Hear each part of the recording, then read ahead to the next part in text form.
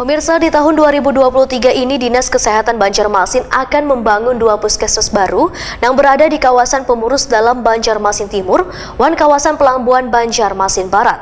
Pembangunan puskesmas baru ini menjadi salah satu prioritas dalam peningkatan sarana prasarana dalam pelayanan kesehatan.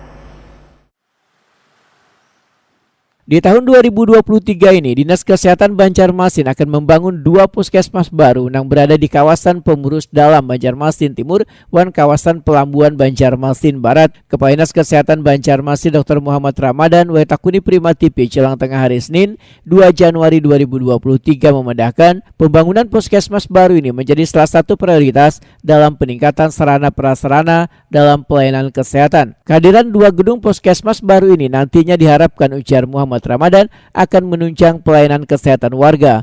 Sedangkan pagu anggaran dari Dinas Kesehatan Banjarmasin di tahun 2023 adalah sebesar 243 miliar rupiah. Anggaran sebesar itu nantinya akan dipergunakan untuk merehabilitasi infrastruktur, pembangunan puskesmas baru, gaji karyawan melalui belanja pegawai, serta berbagai kegiatan lainnya yang akan dilaksanakan Dinas Kesehatan di tahun ini. Konkuren, jadi kita melaksanakan standar pelayanan minimal di bidang kesehatan, kemudian rehab total puskesmas baik itu Pemurus Dalam nanti dibangun baru, kemudian Pelambuan dibangun baru. Itu salah satu prioritas untuk meningkatkan sarana prasarana pelayanan kepada masyarakat. Jadi memang urusan wajib, dan itu memang alokasi anggarannya ditetapkan oleh pemerintah daerah, pemerintah pusat dan pemerintah daerah sesuai dengan PP 12 ya kan. Seperti infrastruktur kan ya, bangun 2 gedung itu aja tidak banyak.